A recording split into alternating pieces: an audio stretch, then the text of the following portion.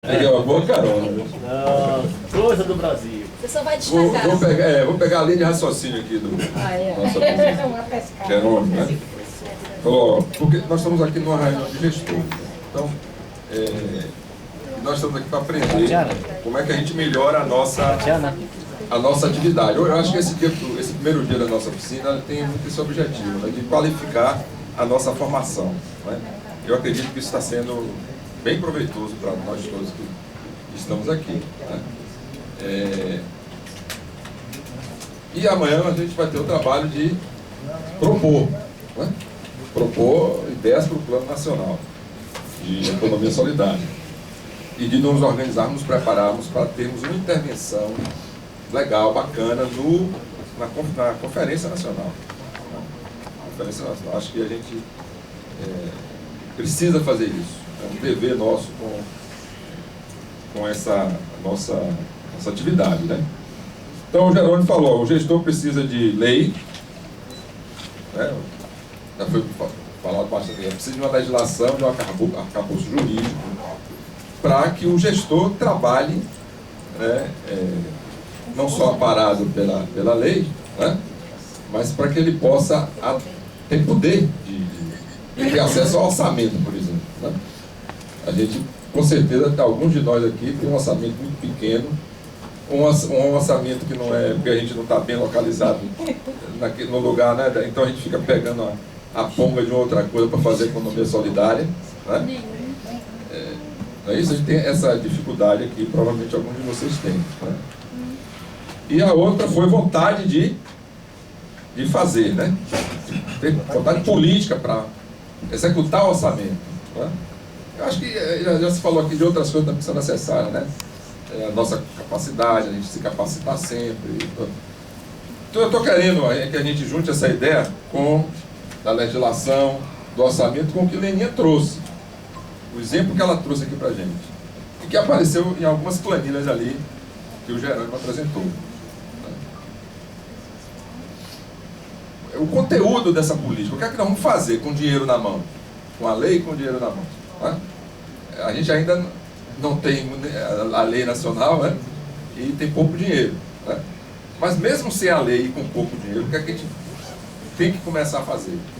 Eu me lembro aqui também da primeira fala de Roberto Marinho, quando ele falou da continuidade. Continuidade. O que é que nós podemos fazer, então, com pouco recurso, ainda sem a legislação adequada, que sementes nós podemos plantar e que tenha a capacidade de germinar ao longo do tempo? Se a gente pensar bem, nesse exemplo do armazém, eu acho que ali tem a resposta. A nossa política deve ser de ofertar serviços públicos. Ali no armazém você tem comercialização, logística, transporte, armazenamento, formação, crédito através do fundo rotativo. O que são isso? Serviços, no caso ali, apoiados pelo poder público, com a gestão da sociedade civil, mas são serviços que as cooperativas, as associações, os empreendimentos da agricultura familiar, que também na minha compreensão, tudo que tem relações sociais solidárias, é economia solidária. O que a política pública tem que fazer é ofertar serviços com base numa ideologia, numa lei, que vai estar expressa na lei. Qual o conteúdo da política pública? A lei diz o que é economia solidária, a lei diz o que é empreendimento solidário, né? E os serviços que a gente oferta, o crédito, a assistência técnica, né? a comercialização, esses serviços todos, eles vêm dentro de um conteúdo que está estabelecido em lei. Né? Quando não está estabelecido em lei, ainda está naquela fase em que o movimento, em que as pessoas procuram, né, se posicionar e ver qual é a melhor metodologia, etc. Né? Então, é essa ideia de que o componente, orçamento, lei, vontade política e serviços públicos, eles se expressam em equipamentos concretos, reais. Então nós temos que lutar na nossa política pública, né, para ter o centro público, para ter o armazém, para ter o centro de referência, seria equipamentos, o nome que tiver, que tenha ali dentro dele um conjunto de serviços necessários ao desenvolvimento dos empreendimentos, para dar continuidade, né? Com isso, a gente conseguir chegar nesse, compreender isso, nós não vamos precisar fazer para cada coisa um edital, né? A gente faz o edital para fornecer o serviço público, né? Um edital para um centro público ter dentro do centro público assistência técnica, ter dentro do centro público agência de crédito, ter dentro do centro público uma área para comercialização, para ter dentro do centro público um armazém. Você tem dentro daquele equipamento, você contratou alguém, fez uma licitação, contratou alguém para oferecer todos esses serviços. Aí o empreendimento, ele não vai precisar disputar um edital para ter acesso ao crédito, para ter acesso ao equipamento, para ter acesso à comercialização. Está ali. Então essa realidade aí, essa estratégia que a gente tem que lutar, eu acho que é essa semente que a gente tem que plantar, porque ela deixa frutos. Um governo que vem aí não pode fechar o armazém, não pode fechar um centro público se ele estiver ofertando serviços públicos, porque aquilo atende uma demanda real da sociedade, né? Da realidade daquele lugar. A outro componente é a lógica territorial desse serviço. Ele deve ser implantado, né, na comunidade, na localidade, ter capacidade de refletir a realidade daquela região, daquele território. A gente tem esse nome de território para falar do local, né, lá do município, ou do conjunto de municípios, né? Então, no caso aqui do sertão, onde está o Arco Sertão, nós vamos ter brevemente lá um centro público, né? Um centro público de economia solidária, que junto com o armazém, nós conseguiremos ter naquele território todos os serviços necessários. Eu estou chamando de serviço, é um conceito que eu estou colocando aqui, para a gente, porque a gente só oferta o serviço quando existe um direito. A educação, vamos simplificar o raciocínio. A educação, né? O Estado é um direito, existe uma necessidade da educação para a população, né? Existe a legislação que determina a obrigatoriedade do Estado fornecer educação. Então ele tem que criar escola, tem que formar professores, para ofertar os serviços de educação, de saúde, de segurança, né? Então, eu compreendo assim, que na economia popular, nós estamos tratando, né? Porque o capital tem acesso a esses serviços. Tem acesso a serviços, a compra, né? Compra a tecnologia, financia a produção de tecnologia, compra o crédito, compra os insumos que precisa, tem recurso, compra, né? A nossa economia popular, a gente precisa criar essa noção de serviços, porque ela está ligada a outra noção que é de direitos. Então, a economia popular, o empreendimento de economia popular, da agricultura familiar, da economia solidária, o que a gente queria chamar, ele tem o direito ao crédito com valor muito baixo ou gratuito. Ele tem direito à assistência técnica. Esses são direitos, né, equivalentes, né, eles ainda não existem, né, mas são direitos equivalentes como direitos à educação, à saúde. Ou seja, o que é necessário para a vida de um empreendimento? O que é necessário para a vida de um empreendimento? Capital, conhecimento, Documentação regular. né? Então, o que é que o Estado tem que fazer? Qual a política pública, a natureza, a essência da nossa política pública? É chegar, trabalhar, nós gestores trabalharmos para, em nosso município, nós termos equipamentos que ofertem serviços públicos de boa qualidade para dar vida aos empreendimentos. Não é? E a gente não substituir essa loucura de edital para tudo. Um edital para... Um edital para... E priorizar os empreendimentos. Para... Não é? ofertar serviços, para montar equipamento que oferta serviços, os serviços públicos integrados no mesmo lugar, com o mesmo objetivo, tá? Tudo isso. E esse serviço deve ter base territorial, ele tem uma lógica no território, ele está sustentado na história daquele território, né? Na capacidade de gestão daquela comunidade, na capacidade de... O caso aqui do Arco Sertão, daquela região do Sisal, do território do Sisal, aqui na Bahia, é um território que tem uma história política, que tem uma capacidade... A entidade que ganhou a concorrência para o centro público é de lá da região. É uma instituição local, enraizada na história da localidade, e que com certeza terá uma parceria com o armazém que vai transformar aquilo ali, vai multiplicar a capacidade de gestão, de comercialização, de produção dos empreendimentos da agricultura familiar, pela lógica rurais, os empreendimentos urbanos, né, chamado da economia solidária. Então, eu acho que esse é o esforço que a gente tem que fazer como gestor, né? Que é batalhar mesmo para encontrar um mecanismo, né, de ofertar esse serviço. A gente vem tentando fazer isso aqui na Bahia, descobrindo as maneiras de fazer isso. Não. Quando nós chegamos aqui, o nosso secretário, ele nos desafiou era 4 anos, né? A gente não ia saber, a gente não sabia que ia ficar aqui 8 anos, né? Era 4 anos. O que é que a gente vai deixar quando sair daqui? O que é que vai ficar?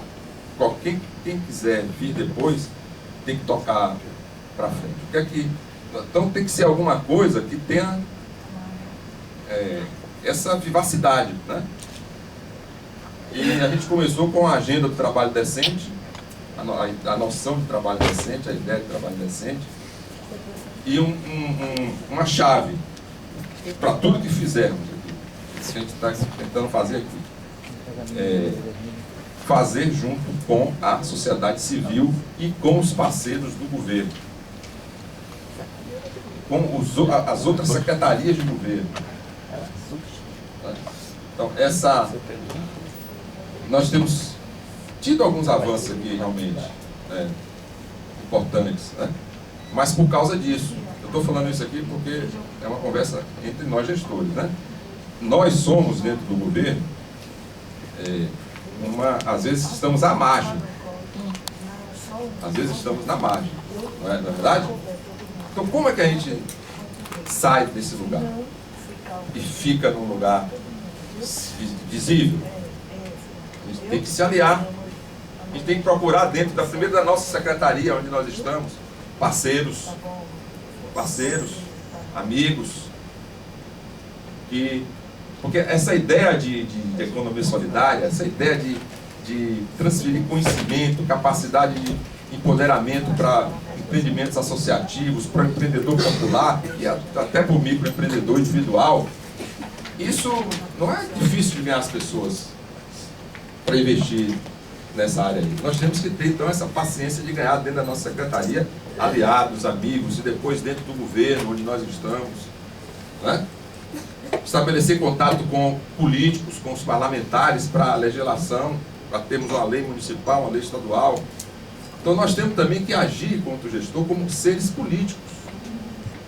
A gente não ficar ali colocado naquele lugar pequeno ali e ali ficar se lamentando e estar naquele lugarzinho ali, entendeu? O lugar que a gente foi colocado é o lugar que a gente vai se enraizar, se plantar para se expandir, para crescer, para trabalhar, para fazer valer a nossa crença, né? Então todos podem, a partir do lugar que estão, porque se abrir uma brecha ali é porque teve uma necessidade, existiu ali a necessidade de economia solidária e algum gestor que manda no negócio foi sensível de aceitar. Eu posso fazer uma pergunta? Então tem um espaço. Como é daqui a pouco? Então tem um espaço para a gente atuar. Então, vamos acreditar nisso. Obrigado. Vamos acreditar nisso, né? De a gente poder, daquele lugar pequenininho que a gente se encontrou, porque todos aqui começamos bem pequenininho, né? Uns estão mais topetudozinho agora, né? Mas com alguma musculatura, mas não esqueçamos de onde a gente veio, era tudo pequenininho, né? E teve uma época que a gente nem imaginava que era só sonho, né? Era só militância, só sonho. E olha, então, essa persistência, e como é que a gente chegou até aqui? De maneira ampla, ampliando, dialogando, convencendo as pessoas, né? Mostrando e tendo persistência, firmeza de que nossa causa é uma causa que vale a pena a gente lutar, né? Então, eu penso assim, né? Que nós temos que ter essa atitude quando já não falamos na vontade, né? Eu interpreto dessa maneira, assim, essa vontade é isso, né? A vontade da gente construir passo a passo, com paciência mesmo, um espaço cada vez maior para a economia solidária dentro da área pública, né? Da secretaria, do governo municipais, estaduais, do governo federal, que também é uma batalha que a Senat trava para... E é sempre nessa linha, né? De aliança, de aliados dentro dos ministérios, para a gente poder ter essa capacidade. Não, aqui na Bahia nós temos grandes aliados nesse momento. O FUNCEP está aqui, Carinho, querida, que tem paciência com a gente, delicadeza de olhar os projetos, de aprovar o orçamento, aprovar o... Né? Isso tudo é nossa companheira do Desembarria, né? São conselheiras também. Que são conselheiras, ambas, do Conselho Estadual de Economia Solidária, Márcia e Karine. As mulheres do dinheiro aí, ó, elas que... Opa. Né? Nós temos um programa de microcrédito aqui na Bahia para o empreendedor individual, e do governo Wagner para cá, nós já estamos chegando perto dos 200 milhões de empréstimo, né? 200 milhões. Hoje a gente tem uma carteira ativa de quase 10 mil, mais de 10 mil, né? Quase 40. Quase 40. Carteira ativa. De carteira ativa, quase 40 milhões, né? Atualmente, é um programa estadual, não é Banco do Brasil, Banco do Nordeste, né? Juros de 5% ao ano. Então isso é vontade política do quê? Do nosso gestor maior. Com certeza. Que tomou essa decisão, né? Isso conta muito. E bancou, sem nenhuma dúvida, né? Mas é também o trabalho, né? Da gente se conhecer, da gente gostar do que está fazendo e da gente compreender, né? É um exemplo Dilema do do trabalho outro. que a gente operacionaliza em articulação com a secretaria, né? E, então, tem o SEBRAE, que participa do nosso arranjo... O SEBRAE, que participa do nosso arranjo institucional, que trabalha na capacitação, formação de agentes de crédito e de empreendedores. A Secretaria do Trabalho, inclusive, tem uma coordenação voltada para isso, uma equipe de quase 15 pessoas, né, voltada para supervisão dessa rede de postos que a gente tem distribuído pelo Estado. A Desembarria, atuando na parte de gestão financeira e disponibilização do software, onde está a nossa plataforma de concessão de crédito, né, todo o nosso sistema, possibilitando que cada posto, em cada município, consiga inserir as propostas dos clientes no local. Então, com quantos postos? Hoje a gente atua de duas formas, né? De primeiro piso, oferecendo crédito direto ao empreendedor. Nessa modalidade a gente está em 180 municípios do estado e também repassando recurso para cooperativas de crédito e OCIPs, né? Que são organizações de interesse público, que também estão atuando. Na soma daria mais ou menos 253 municípios do nosso estado, dos 417, cobertos por essa política, né? E temos também um programa voltado especificamente para a economia solidária.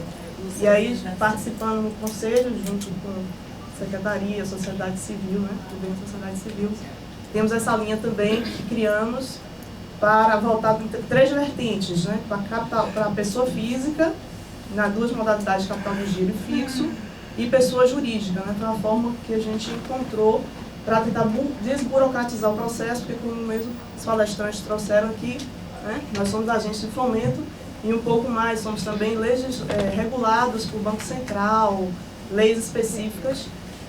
E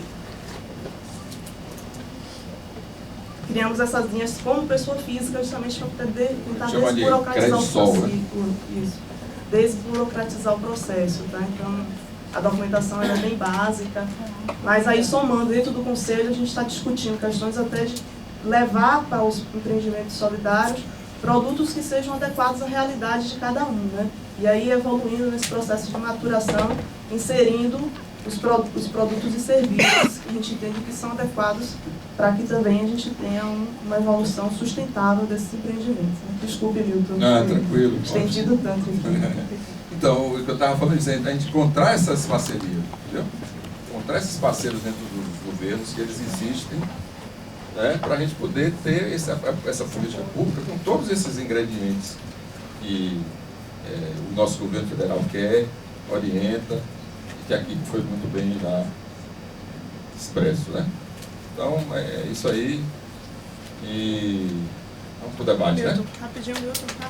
Diga. Só queria que você cumprimentasse o papel da prefeitura para talvez esquecendo de... A que é muito prefeitura, importante, né? só Tudo pra- isso a gente faz junto com a prefeitura, né? Esse microcrédito aí é uma parceria com são 180 e tantas prefeituras, que o prefeito é quem contrata o agente de crédito, paga o agente de crédito, né? Cede o espaço na cidade para Mas isso através do Sebrae? a gente fazer. Não, Então, o Sebrae faz a capacitação do agente de crédito.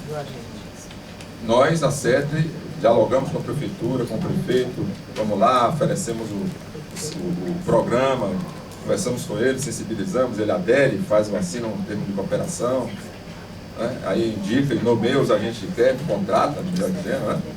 Aí o Sebrae treina, abre a agência, a gente inaugura a agência e aí ficamos acompanhando, né, a evolução daquele trabalho de oferta do crédito para o micro empreendedor Isso é só individual. para exemplificar, gente, a articulação, né, das esferas federal, estadual e municipal, que a gente conseguiu justamente criar.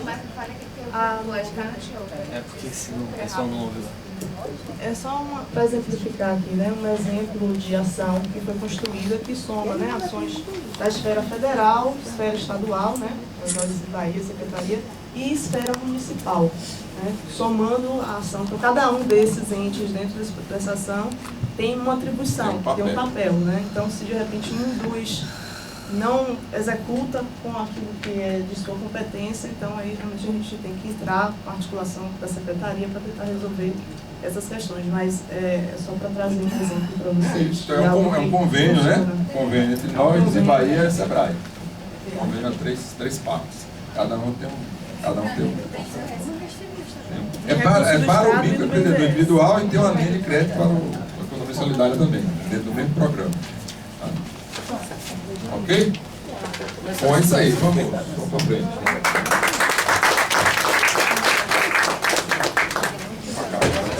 Eu convido a mesa, Vamos fazer. palestrantes ilustres, a compor a mesa.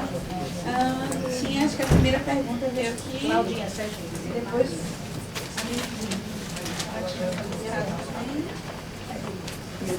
Natéia, Mariana e Paulo Sérgio. Vamos fazer essa rodada e a gente passa para a mesa. Pode ser assim, pessoal? Pode. Se aí tivermos outras pessoas, não levantando a mão, estou anotando. Tá? Então, na ordem do quem foi solicitando a palavra.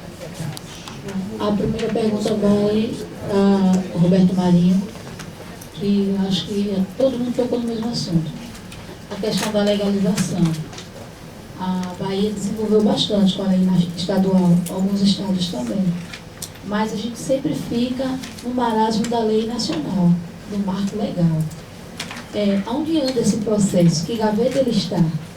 Porque desde que a gente começou o processo, que a gente ouve falar, já que alguns parlamentares acabaram se comprometendo e se queimando com o movimento de economia solidária, porque ele fomentou e falou e não aconteceu. Então, assim, a gente quer saber isso, onde está esse projeto. Porque quando houve aquela situação de mudar de pasta, o movimento respondeu. Fez a movimentação, colheu as assinaturas, correu atrás e a gente continua dentro do Ministério do Trabalho. Agora, a gente não teve um retorno. E foi a movimentação para que acontecesse a votação do projeto.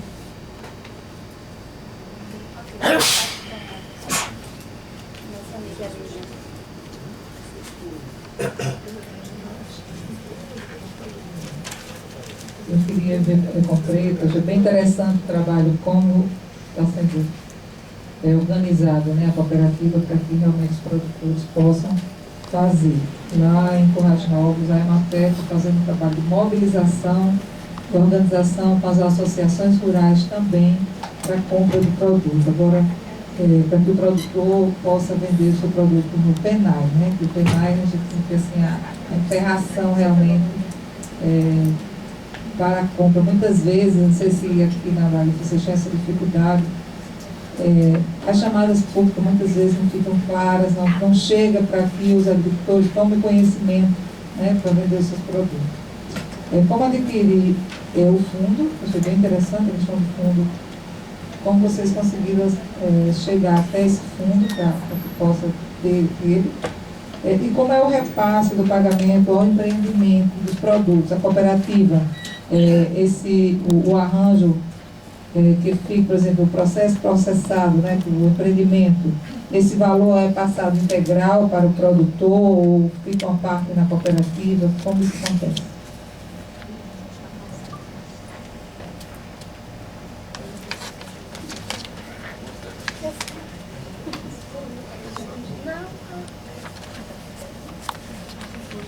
Minha pergunta foi para você. Para você, Newton. Você fez uma reflexão que eu já vinha observando há muito tempo dentro das prefeituras das 11 cidades do território, que é o Central, Cabo do Gico, Litoral Norte, uma coisa que está complicando o desenvolvimento dos territórios, principalmente na economia solidária. Como agir, nós gestores, essa pergunta aqui, mas qualquer um pode interagir também. Como agir com os prefeitos e os vereadores? Você disse que procurar, quando você disse que procure uma pessoa, um deputado, um senador, alguém que a gente pudesse procurar, né? Você falou que tem que interagir com alguém que tem um poder dentro de uma assembleia, com um deputado. Aí eu pergunto, como nós devemos agir? Tem prefeitos que apoiam, tem outros que ficam meio por acolá. E os vereadores, né? Eu vi esses bichinhos escondidos por lá, estou vendo eles por lá. Agora olha para mim, esses bichinhos por lá que só aparecem na Câmara. E eu estou começando a entrar lá na Câmara de Vereadores de Guamaré, já dei 2 cutucadas em 2 camaradas. Eu preciso falar com você do seu gabinete. Deu uma cutucada na secretária de Educação, que disse que quer falar comigo. Ele disse assim, aí foi a semana, cadê a relação do pessoal do Penais? Procura a secretária de Educação. A senhora está sabendo que ele é boa pessoa, por que você não mandou a relação para mim? A dor pelo 24 horas, eu vim para vir para cá, no meio da correria, você manda a relação para Natal em menos de 1 hora. Eu mesmo tempo resolver a questão do voo. Eu só quero saber como vai mexer com esses bichinhos chamados vereadores e prefeitos, para que saibam que nós não estamos trabalhando para a gente assim mais para o povo. Só isso mesmo. Vai nós também. Os bichinhos da... É os bichinhos. Você riu, né? Tá bom, obrigado. O bichinho foi pouco. Oi? Boa tarde novamente a todos. Eu fiz aqui umas anotações até para não virar uma outra palestra em cima de cada observação feita pelos que se apresentaram. Primeiramente vai para a Leninha. Ouvi você falar, para nós que estamos na execução de políticas públicas de economia solidária, dá um ânimo, dá uma energia em cima de tudo isso. No Maranhão nós temos uma experiência que está com 10 anos também nessa caminhada, e no território do Cerrado Sul Maranhense existe a Coopervida, que hoje é uma cooperativa territorial, e que eu queria tanto assim que o Isaías pudesse assim ver, que hoje ele é o presidente da cooperativa, ver o que vocês estão fazendo aqui e também pudesse dar um ânimo a eles lá, porque já tiveram prestes a desistir.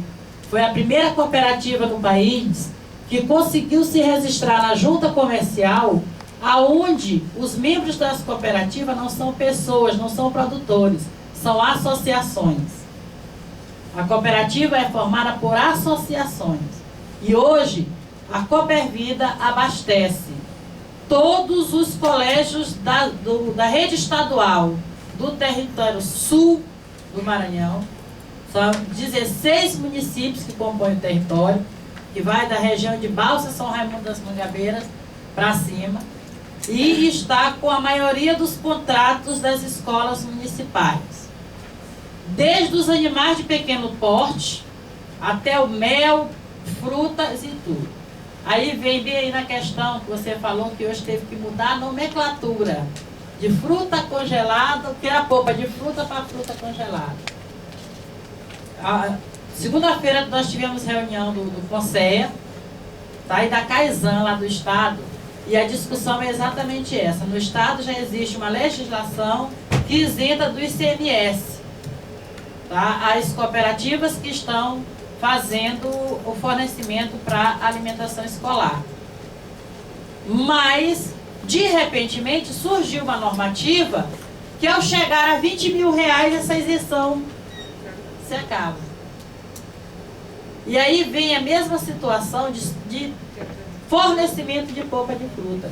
Isso aconteceu porque no momento em que as escolas deixaram de comprar suco de fruta engarrafado, veio a pressão.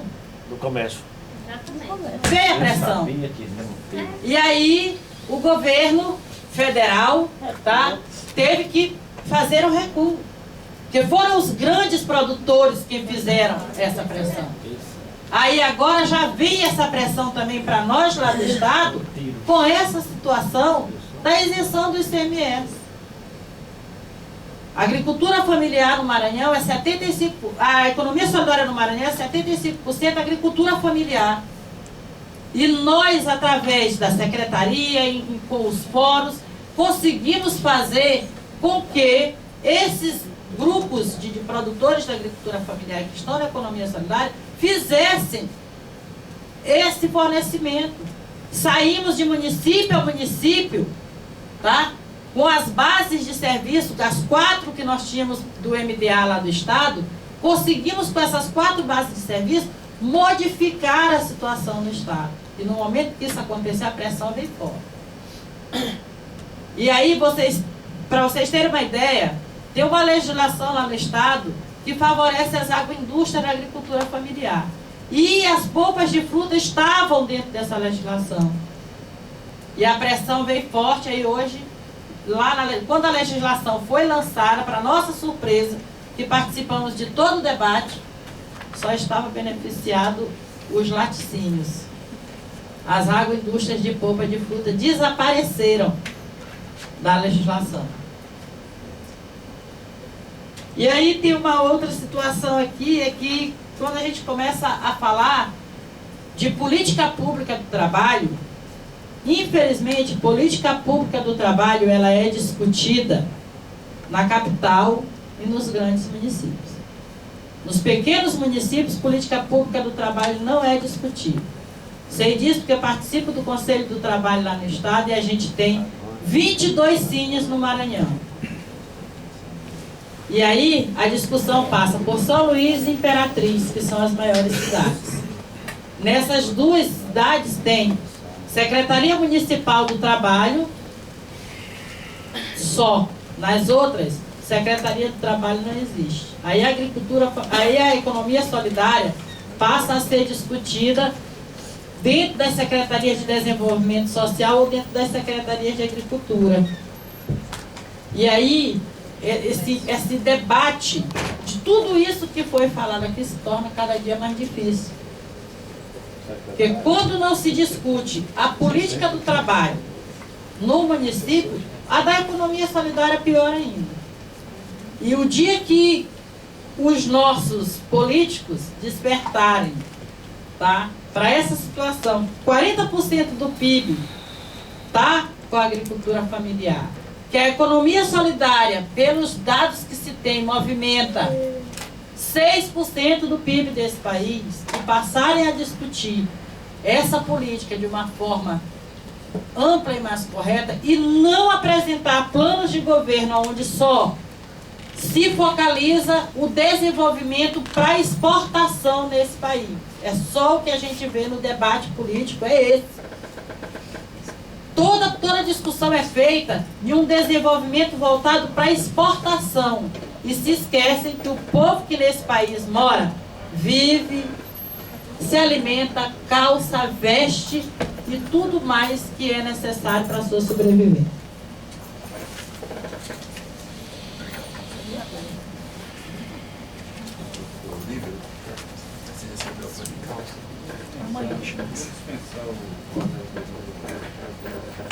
É porque o pessoal do lado de lá, Como? ele está gravando ali, o pessoal do lado de lá não. Bom, eu quero inicialmente parabenizar Milton Barbosa, porque eu vi todas as apresentações em relação à questão educacional primorosa do professor Rodrigues, certo? Do Roberto Marinho também, e da nossa companheira Leninha, certo?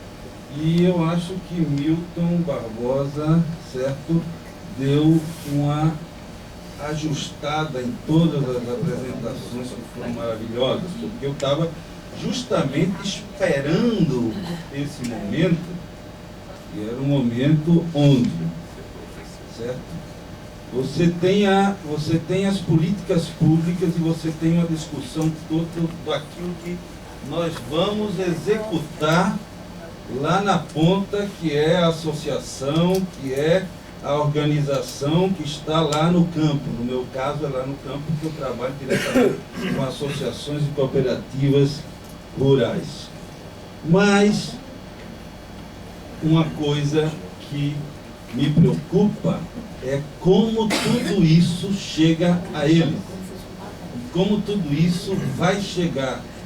Porque hoje de manhã o professor Roberto Marinho falou justamente isso. Nós temos uma concepção do que é economia solidária, mas temos que ter cuidado de como vai chegar lá na ponta, certo? Vai chegar lá naquelas pessoas que vão ser os verdadeiros beneficiados do processo, certo? Da economia solidária.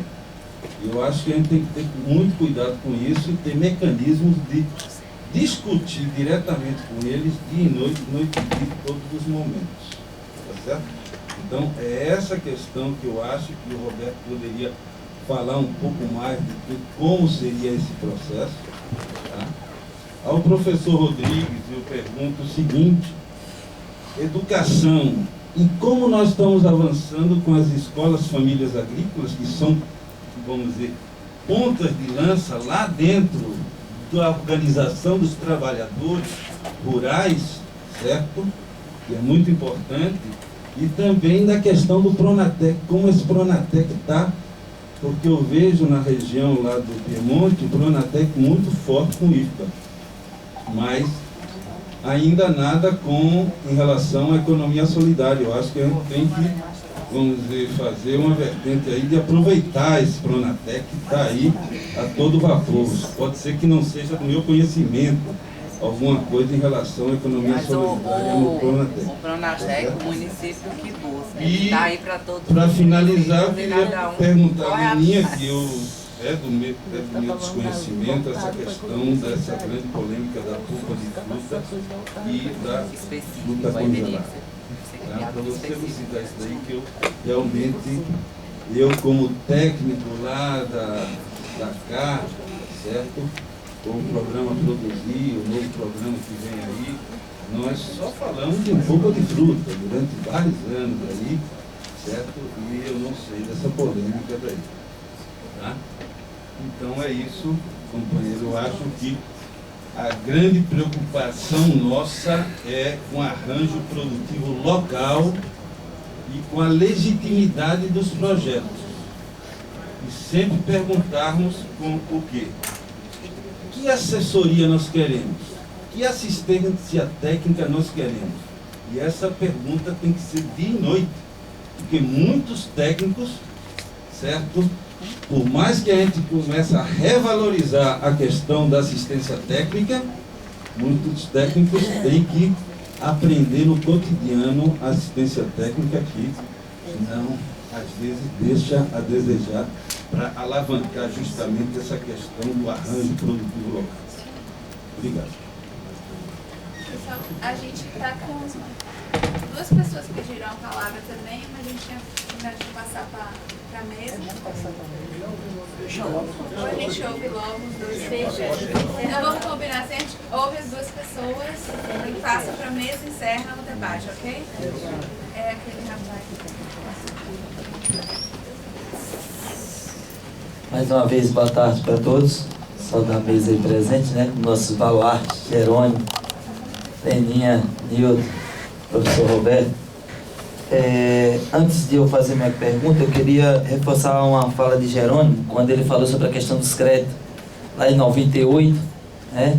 Naquela época existiu o Pronaf, que o juro era 6% e tinha taxa de TJLP que ia até 21% ao ano. E lá em Pé de Serra tinha pessoas que iam vender até terra para pagar os projetos.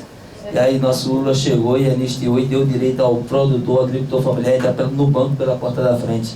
Isso foi um avanço importante, foi uma política pública que veio com certeza para reforçar o povo sofrido do Nordeste. Pé de Serra fica situado no território Abacê Jacuípe, próximo ao território Cinzal, que Leninha é nossa parceira ali também, quase conterrânea. Lá tem uma região da seguinte maneira: o fator predominante lá é o sol e o resultado é a seca. Lá chove uma vez e 8 não. Mas lá ainda existe gente morando e o pessoal produz e consegue sobreviver lá. E aí, graças às políticas públicas, a gente consegue viver com um pouco de dignidade. Não é o que nós queremos, mas é o que nós temos e agradecemos. Eu queria fazer uma pergunta ao professor Roberto Marinho, quando ele falou sobre a questão da lei da economia solidária, que o deputado Afonso Lourenço deu passos quando relatou o projeto. Eu queria saber aonde estava, quem é o responsável por estar com essa lei, para a gente poder usar isso, para a gente colocar na CONEAS, que vai ser no mês de dezembro, novembro, dezembro, e deixar também como proposta para que a gente coloque as nossas discussões baseadas a cada realidade de cada região. Porque em todos os estados, cada um tem uma realidade. Tem uma realidade que o pessoal fala que o mau tempo é a chuva, né? Outros dizem que o mau tempo é o sol. Na onde dizer que o mau tempo era a chuva sumiu. E aonde o mau tempo era o sol, e ninguém sabe para onde a chuva se foi, porque está todo mundo com sol agora. Então a gente deve pensar como a gente construir, como a gente fazer nossas propostas, defendendo a realidade de cada região. Muito obrigado.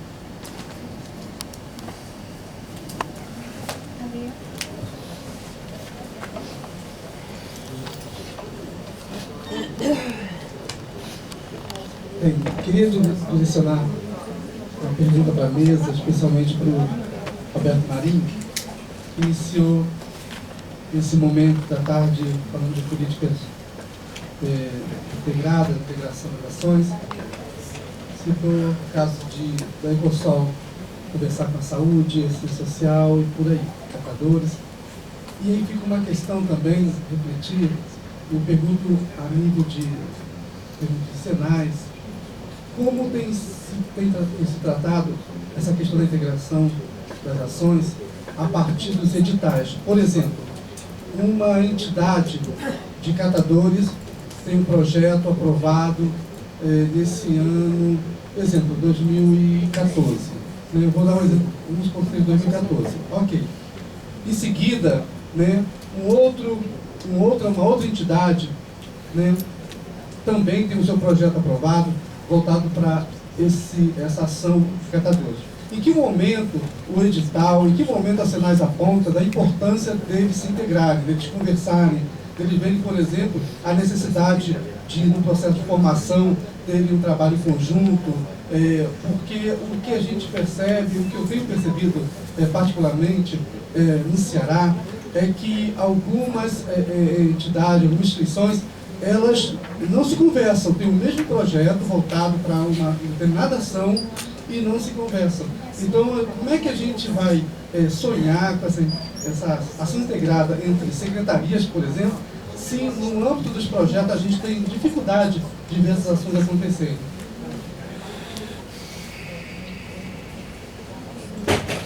Passamos então para a mesa, na mesma ordem, pessoal.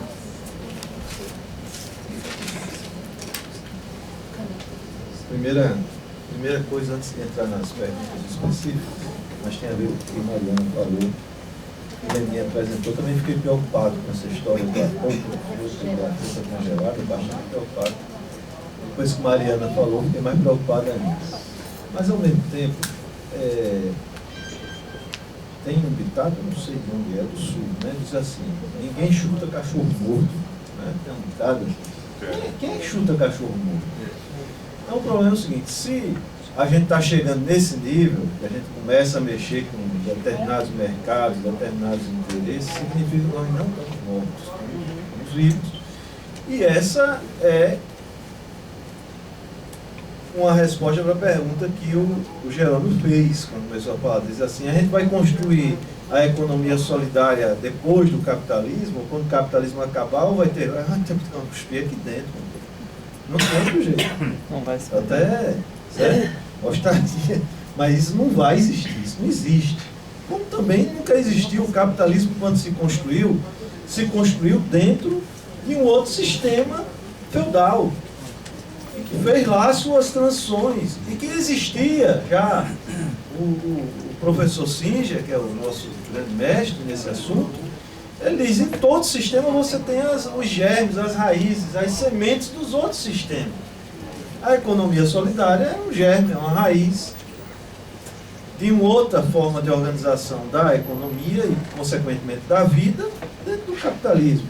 E aí vai acontecer o seguinte, que aí eu já vou também entrar na história da lei, para explicar o que está acontecendo na lei. Quando você cresce um pouquinho, você começa a dar um passo, você começa a incomodar um ou outro, certo?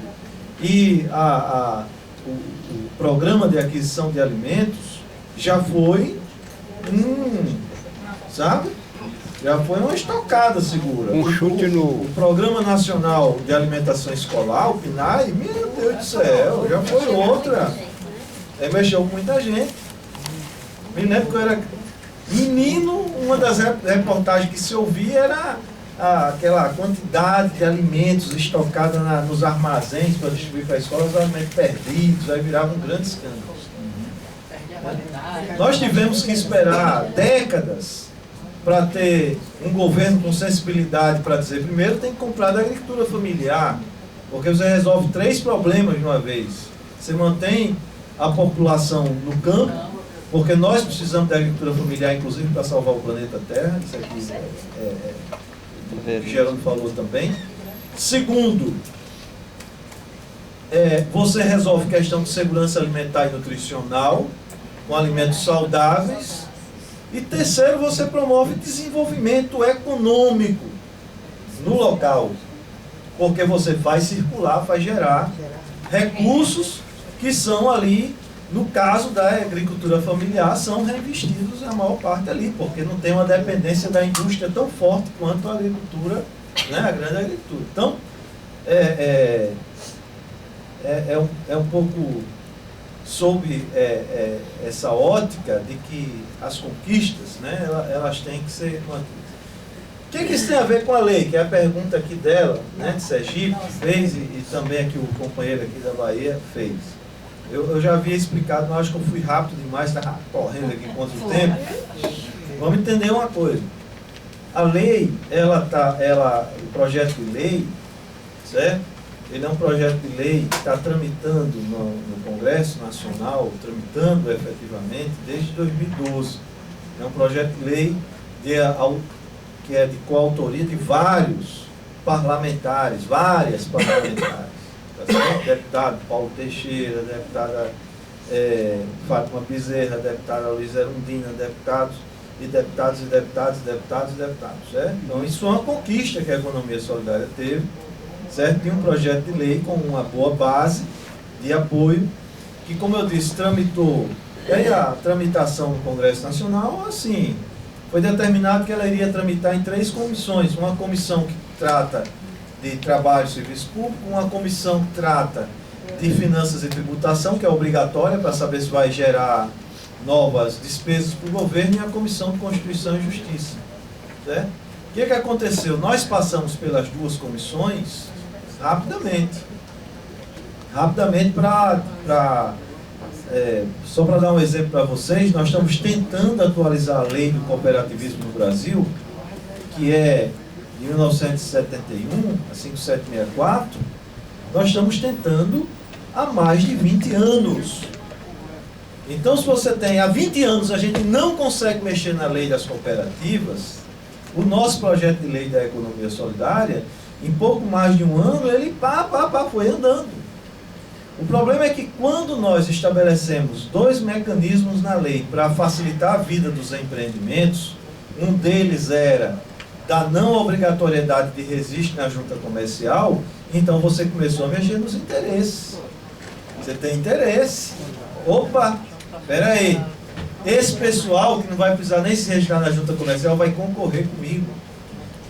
E aí, gente, aí a questão é o seguinte, nós vamos falar, é política que nós estamos falando, é política, tá certo?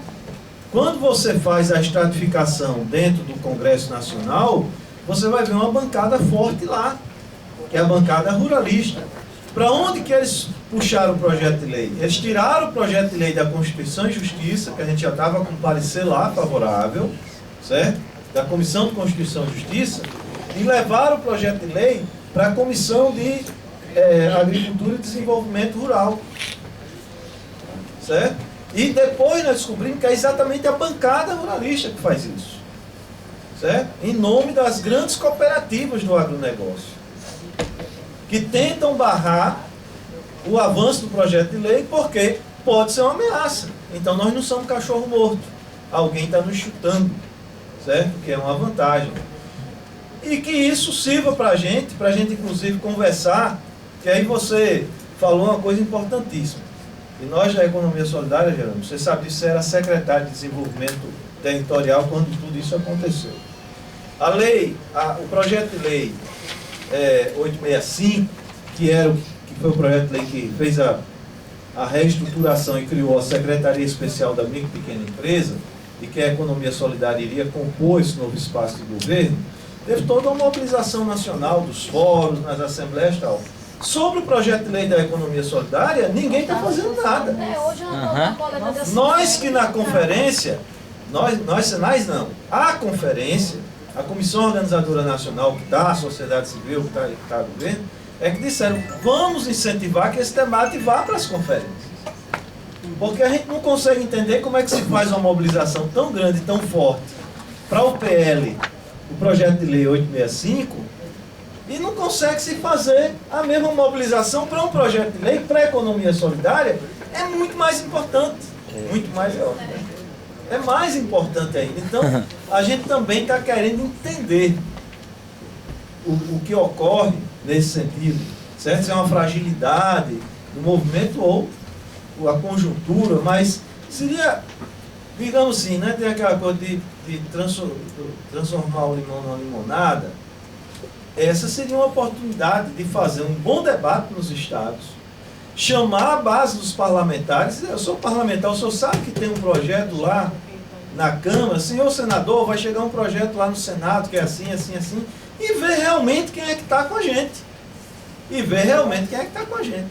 Não, porque lá no estado tem gente que talvez nem vá, volte para lá por causa da economia solidária. O movimento de economia solidária não vai voltar mais nele. Pois é.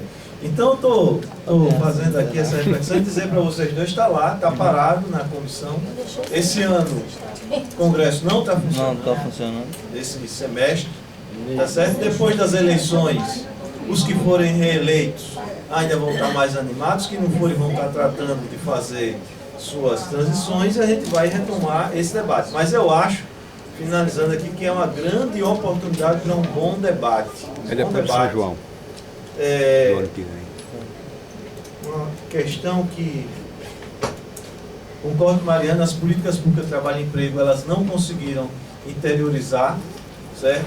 Mas esse é um desafio, porque é importante, é fundamental. A economia solidária, vocês viram aqui na apresentações de manhã, ela dialoga com a Secretaria da Agricultura, com a Secretaria da Indústria e Comércio, Secretaria de Desenvolvimento Econômico e Desenvolvimento Social. Eu acho que é isso mesmo. Na questão do Paulo Sérgio, como é que foi mais para o Nildo Barbosa, mas eu vou aqui só dar um destaque. Eu acho que a gente vai ter que reestruturar os instrumentos da política para que eles cheguem na ponta, certo? Eu acho que Milton deu aqui as dicas, importantes aqui. Nós temos que qualificar os serviços e fazer com que o serviço chegue lá no empreendimento.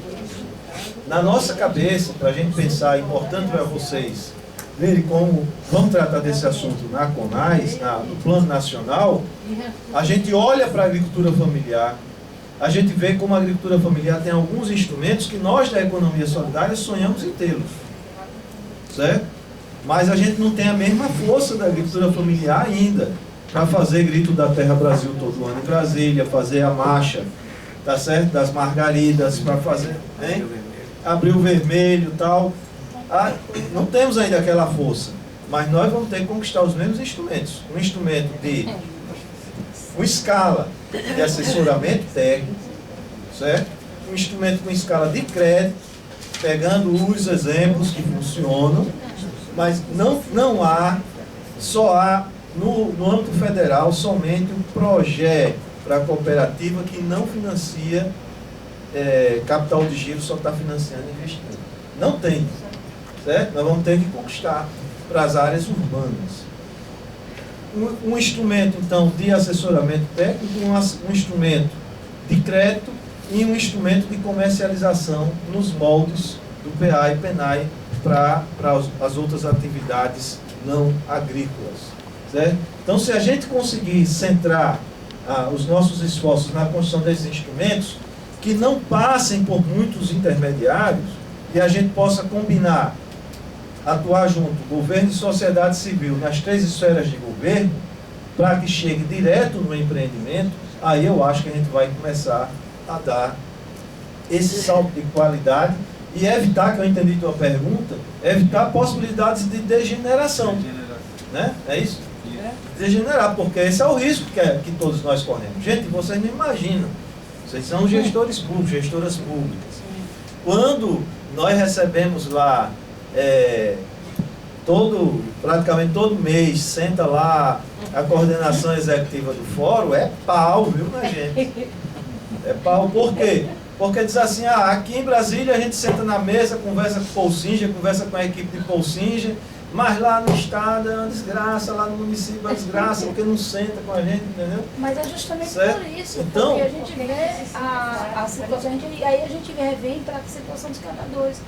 Quando lá em Aracaju, em Sergipe, teve o desentendimento entre catadores e fórum, foi justamente por isso, pelas aprovações que teve dos projetos da Semestre dos catadores. Mas aí você vai me perdoar, querida. Aquilo ali é uma outra situação. De novo, ali é luta de classes.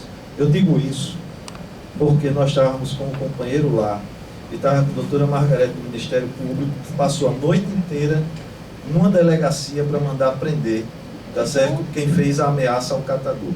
E nós descobrimos que não é nada de briga entre catador, não. É atravessador, porque os catadores estão começando a incomodar. E a doutora Margarete me disse no outro dia, Roberto, saí de 5 horas da delegacia, mas fiz a ocorrência e o Ministério Público de Sergipe vai tomar conta agora. Não é catador, é diferente. Tem que ter um pouco a atenção das coisas que vão acontecer. Foi uma situação delicada. É bem delicada, e quando a Senais faz edital e lança, é um edital público, certo? Agora, para chegar o atravessador se organizar para disputar com o catador e vir reclamar porque que só os catadores autênticos têm apoio da Senais e eles que são os falsos não têm, não, vai para a cadeia, porque ameaçou a vida de alguém. Então, tem esse cuidado. A última coisa aqui, depois eu quero conhecer Pé de Serra pelo nome, deve ser bom demais. Com certeza. Vai ficar no pé de uma serra. Vamos lá. Reinaldo, o seguinte, tu tem toda a razão. E isso tem que ser discutido aqui, certo? Nas oficinas, na rede de gestores. Um grande desafio nosso, acho que foi o Jerônimo que disse, foi Jerônimo, né? E depois disse que não se aplicava a mim nem a Milton, mas é isso mesmo. Os órgãos, né, às vezes dentro da mesma esfera do governo, eles disputam tanto, e às vezes dentro do mesmo órgão disputam tanto que a gente não consegue integrar a ação que trata de crédito com a ação que trata de assistência técnica, certo? Agora, no caso, primeiro a Senais, aí eu não vou me alongar muito, mas vou pedir para tu dar uma olhada nos editais. Todo edital a gente coloca isso aqui, certo? Se você for atuar numa área que a Senais já tem atuação pelo projeto, ou o projeto vai ser reestruturado, ou nós vamos reduzir os custos do projeto. O que está acontecendo? Nós estamos trabalhando com complementaridade. Nós chamamos os governos do estado e dissemos, olha, nós vamos ampliar a ação com catadores, vamos fazer um termo de adesão com vocês. Mas lembre-se que lá já tem entidades atuando. Vocês não vão atuar naquelas áreas que as entidades já estão atuando. Vocês vão trabalhar com catadores avulsos, 70% avulsos, interiorizar as ações, não é isso, Bilton? Isso. Quais são os territórios aqui que vocês vão trabalhar? É o sul, litoral sul, extremo sul, que não tem nenhum projeto. A região norte, centro-oeste, região norte, centro-oeste, e a região do Recôncavo e Baixo Sul. Quer dizer, para quem não é da Bahia, isso Isso é matemática pura. São todas áreas onde não tem projeto da Senado. Certo? Então, primeiro a gente orienta que haja isso. Tem casos, às vezes são inevitáveis. Eu tenho uma parceria com o município de Camaçari, não é, Zé? Isso. Certo? Mas lá em Camaçari tem uma cooperativa que é cabeça de rede do Complexo Cooperativo da Reciclagem da Bahia. Ora, a cooperativa faz parte de uma rede, ela está em Camaçari. E ela tem acesso a outras ações que não são essas ações dos avulsos. Ela tem acesso ao Cataforte, que é um projeto mais estruturado, mais, digamos assim, para aquelas cooperativas que já estão mais estruturadas e que estão precisando se manter com os seus serviços. Então a gente oferece, isso que às vezes pode causar estranheza no Estado, que você tem ação para trabalhar com catador avulso, articulado com catador organizado, porque só tem uma forma da gente tirar o catador avulso do lixão, é só organizado, mostrar, convencê-lo de que é melhor ele estar organizado. Então a gente já diz assim, 70% mais 30%, 70% avulso, 30% organizado, porque é a estratégia que funciona, certo? E as diversas. Agora, tu tem toda a razão, e o Ceará por um tempo foi exemplo para a gente isso, agora eu não recebi mais relatório saber como é que está, que é a integração das entidades, certo? Esse período eleitoral ele não ajuda, esqueça, deixa passar o período eleitoral, vamos fazer outras coisas no período eleitoral que a gente tem que fazer, que é a campanha, para poder defender os nossos projetos, certo? Agora, depois do período eleitoral, você tenta retomar lá no Ceará, porque a gente já viu que é possível você botar o governo do estado que tem ação com catadores, com a Caritas, né, lá, tem ação com catadores. Agora foi selecionada a rede para receber o Cataforte 3, que é onde vai vir mais volume de recurso pesado para a infraestrutura, né? Carro, caminhão, essas coisas todas aí. Aí a gente vai conseguir retomar isso, tá? Desculpa, eu falei demais. Agora quem é? Já vai embora, tem que pegar a estrada. Eu tenho ainda passar ainda, tem 250 quilômetros para me chegar, né? E tem quantos pães de batata para entregar? Tem mais uns 4 mil segunda-feira. Gente, sobre a moça perguntou sobre o quanto é que fica de porcentagem na central dos empreendimentos.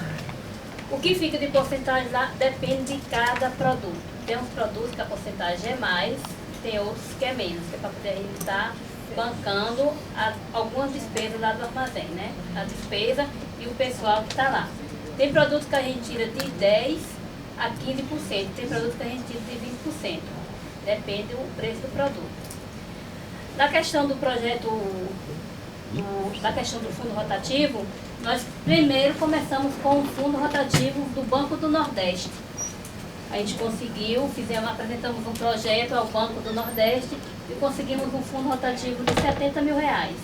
Foi esse que a gente deu início a estruturar os empreendimentos. Aí depois foi lançado um projeto aqui do Estado, onde a gente concorremos também e ganhamos um projeto de fundo rotativo, que esse é quase R$500 mil. Esse a gente também, esse do governo do Estado, aqui da sede. Esse é o que alavancou os empreendimentos lá na questão dos equipamentos, de insumo do fundo rotativo. Acho que eu vou esclarecer aqui, só esclarecendo que o recurso, pessoal, não foi para a constituição de um fundo, no caso desse projeto financiado pela SEC.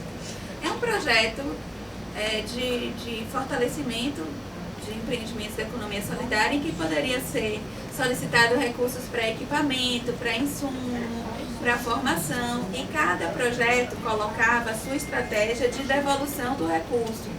Então, porque a gente não pode financiar o fundo especificamente. A gente pode financiar a atividade produtiva. Então, aí o empreendimento diz, dentro daquela rede, daquele grupo, como que esse grupo vai devolver para eles mesmos o recurso. Então, ganhou dinheiro para insumo. Aí, produziu, vendeu, retorna aquilo para o grupo e, com isso, vai sendo alimentado o fundo rotativo. Além de... Fica mais claro. Mais claro ainda. Claro, porque nós não podemos financiar capital de giro para fundo rotativo ou qualquer coisa, né? É isso. Podemos financiar a produção. Mas nós podemos financiar a criação do fundo rotativo através do financiamento da produção. Ou seja, se a gente está financiando a produção, de uma parte daquela produção, os empreendimentos decidem que vão com aquele... fazer um fundo, é uma metodologia de condução. Entendeu? Foi a maneira que nós encontramos aqui. Com a devolução do fundo dos empreendimentos que está devolvendo, a gente já conseguiu melhorar até a estrutura de alguns empreendimentos. Fez um investimento. Fez investimento na questão de forrar, de botar azulejo, de botar... Isso tudo já com a devolução que a gente está implantando lá dentro. E isso está dando certo lá pra gente. Que tinha empreendimento que não tinha nem onde fazer nada, fazer na cozinha de sua casa. E hoje já consegue, como nós trabalhamos na zona rural, na maioria do tempo, sempre tem uma pessoa que dá um terreno, aí vamos construir. Tem um local lá Copofit, né? que é da prefeitura que doa o terreno. Tem um prédio lá que não está sendo utilizado pela prefeitura. A prefeitura cede para o empreendimento, aí a gente entra com a parte do fundo para estar arrumando lá o local. E isso viabilizou bastante a comercialização lá do armazém. A questão da polpa de fruta que a menina falou, né? Da fruta congelada. Polpa de fruta que virou fruta congelada. Virou fruta congelada. Isso foi a forma que a Conab, junto com a Senais lá, encontrou de estar... porque não diz. A polpa tem que ser pelo mapa, não é, Roberto? Tem que ser pelo mapa. Ou tem que ser pelo... Como é o outro mapa e o... Anvisa.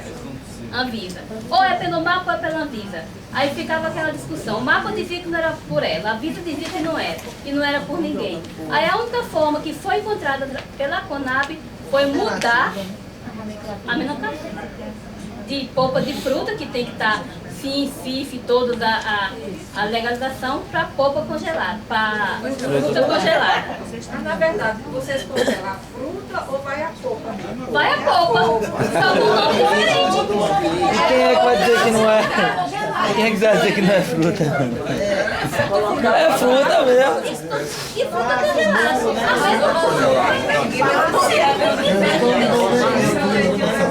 Mas peraí, tem que colocar lá que é fruta descascada congelada. Fruta congelada que casca. Porque se fruta líquida.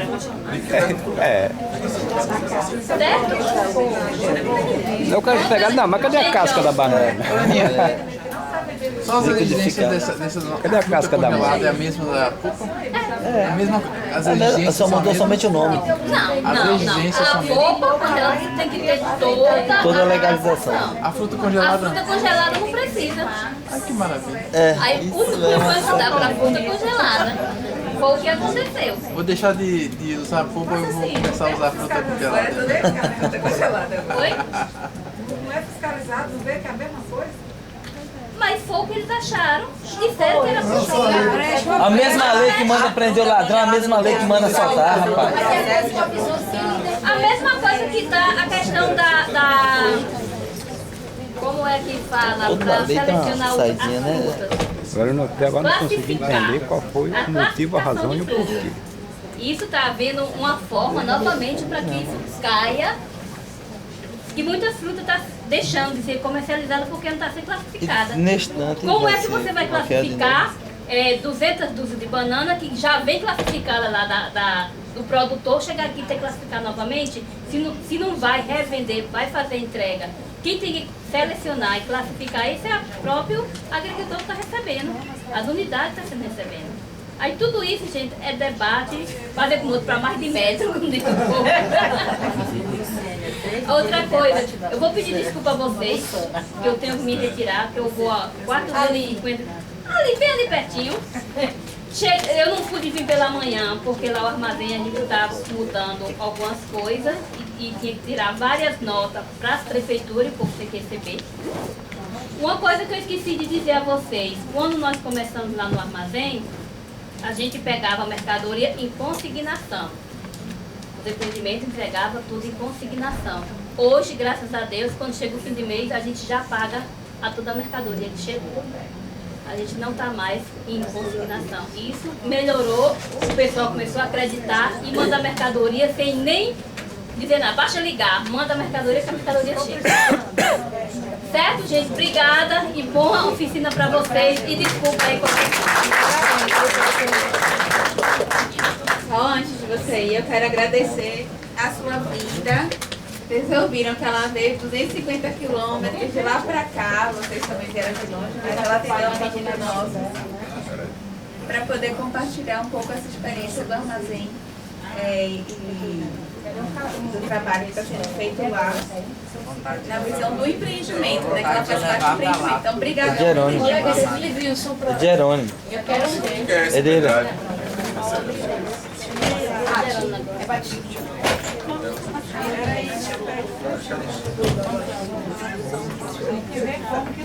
Peraí, não vai dar para todo mundo. Cadê o pendrive?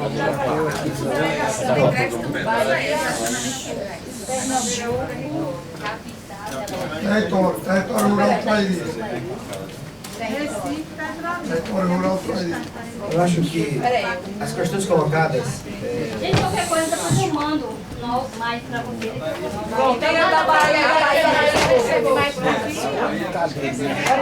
Mais um aqui. Desculpa aí. Sim.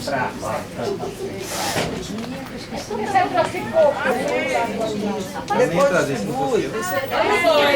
Olha, ó. É Ceará, depois amanhã você está única. É interior e capital. Mas está no. Não, vocês são Bahia. É Bahia, você é dali. Eu sou tão longe da Bahia que nem parecia mais Bahia. Uma caixinha assim, eu entrei não. Bahia, eu sou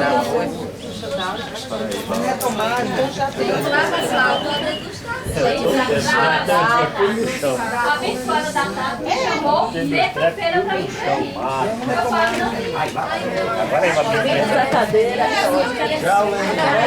não. Tchau, Leninha. Vamos, gente, topo. Pessoal, eu tenho alguns. Se o Leninha me prometer que me repõe, eu tenho alguns que estão na minha sala para descrição. A gente só tem 6. Depois eu chego mais vocês. É tudo isso aí, vou passar a palavra, pessoal. Tchau, Leninha. Gente, eu tô tumultuando. Tchau. Tchau, obrigada. Obrigada, Leninha. Passar a palavra para Jerônimo, porque a gente ainda tem muita coisa aqui para ter outra. Tem 5. Deixa aí, depois a gente vê. Depois a gente vê, ver se faltou alguma delegação receber. Depois.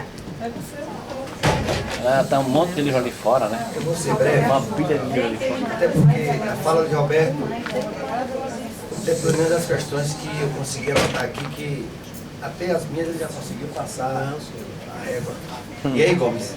Ele fala de pé de serra, porque acho que ele lá é a origem do forró de pé de serra que ele gosta. Você gosta do pé de serra. É por causa do forró? Não, é que ele disse que é um lugar muito bom, Ah, é bom. bonito. Mas lá é bom de forró mesmo, é? Bom também. Lá é bom de chuva. Esse debate aqui agora, sempre os debates são mais vezes do que as exposições, porque é quem faz o filtro daquilo que foi colocado, das discordâncias, das complementações. Acho que a história da economia solidária e da agricultura familiar dá conta pra gente que, como o Roberto estava dizendo logo na primeira fala da tarde, o tema não é novo, a ação não é nova. O que nós estamos querendo fazer é tornar essa prática, que ela tranquilamente ela poderia sobreviver se não fossem os encalços da força contrária da economia capitalista, que sempre se utilizou dessa produção para poder acumular. Então, é histórico isso. No momento em que os militantes, os estudiosos, os produtores dessa área acham que já chegou a hora de a gente fazer uma modificação nessa história, aí o que o Roberto diz, então está na hora dos caras começarem a reagir. Porque se não fosse, possivelmente, é possível conviver? Claro que não é possível conviver. Porque essa convivência ela é sempre maléfica na história. Ela sempre se apropriou da produção, seja da força de trabalho, dos produtos e tudo mais. Então, em algum momento, isso iria chegar a esse ponto que nós chegamos. O que é que talvez preocupa mais eles e nos deixa mais confortados?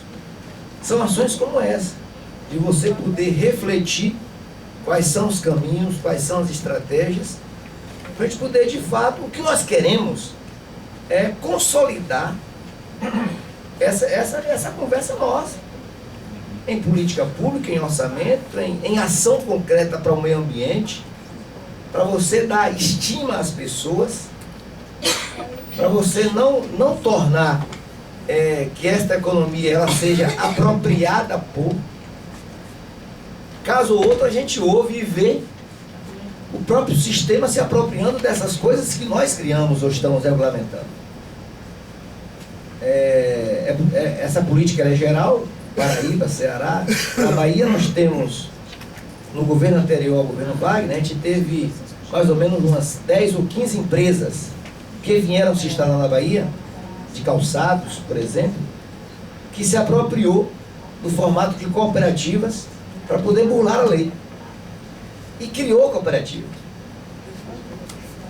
Tá? E a gente, o tempo todo, dizia, são os cooperativos, mas as cooperativas elas não são apenas, digamos assim, da economia solidária, elas também trafegam para o outro lado. Só que a modelagem como foi criada, e a expectativa nossa, este modelo não se casa, não serve, porque é uma exploração do capital sobre as cooperativas. Então, dá pra gente, dá de conta para nós que o que nós andamos já foi muito, andamos muito, mas muito mesmo. Eu ainda acho, cadê o Reinaldo? Eu ainda acho que a gente fala pouco da academia, o papel da universidade, o papel da Unitrabalho. Nós não exploramos o suficiente as universidades para poder, e não é para trazer para cá o conteúdo formal, o conteúdo resolutivo para a economia solidária, não é disso. É uma relação de junção, de agregar. E quando o Paulo traz, por exemplo, o tema das escolas famílias, das famílias rurais, aqui na Bahia, não sei se todos souberam, em outros estados,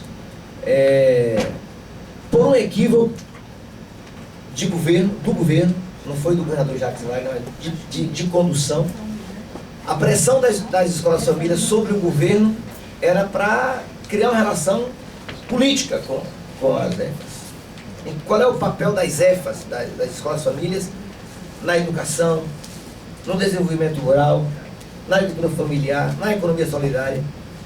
E por um lado, a Secretaria de Educação queria formalizar ou estadualizar as escolas familiares.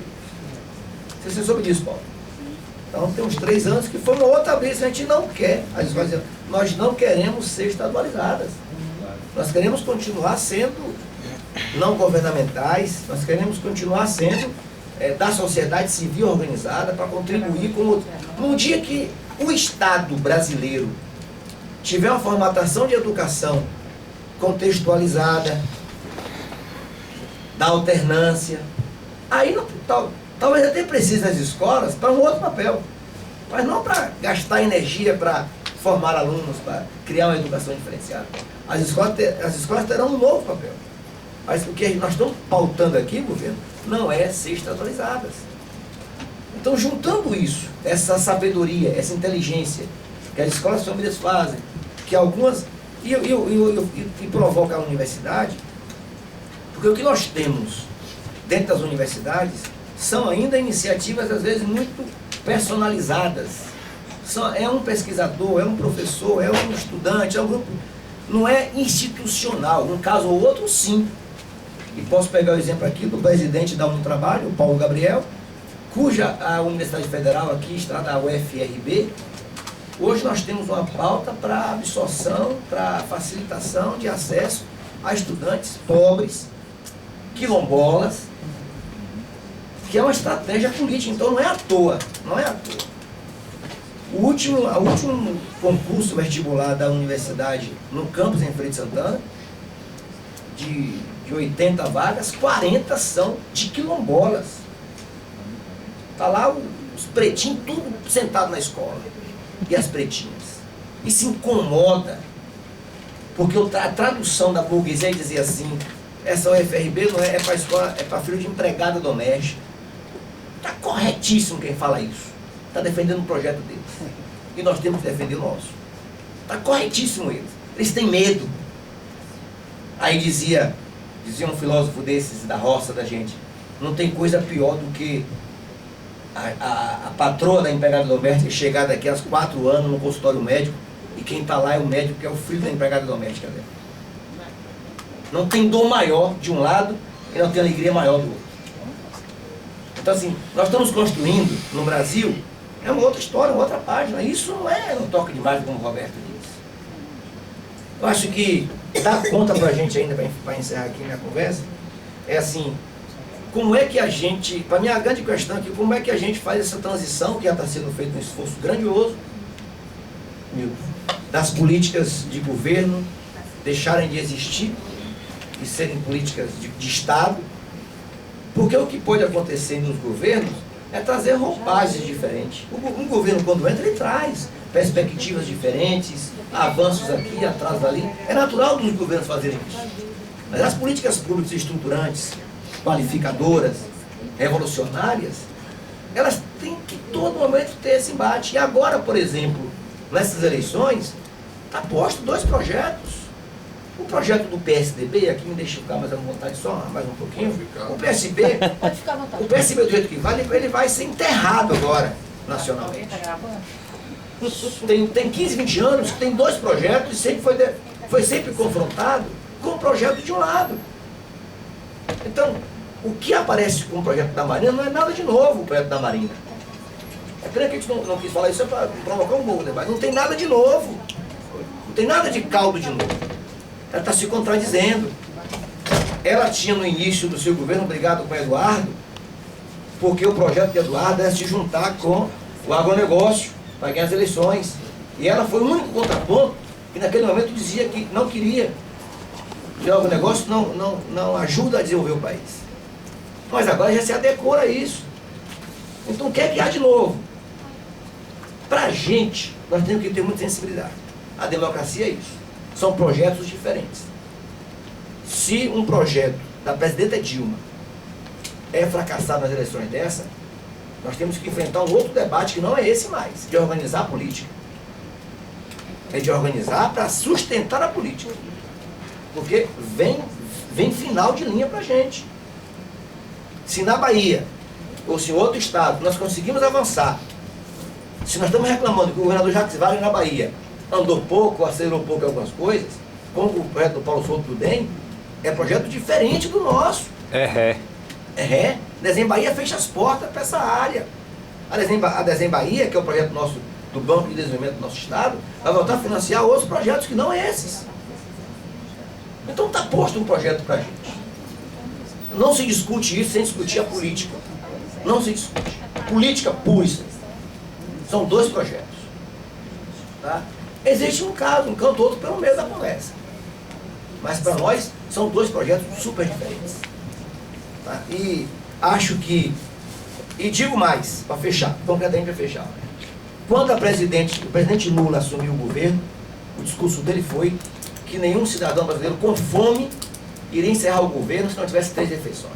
Isso é verdade. Imagine um discurso de presidente, ao invés de pautar o mercado financeiro, pautar fome.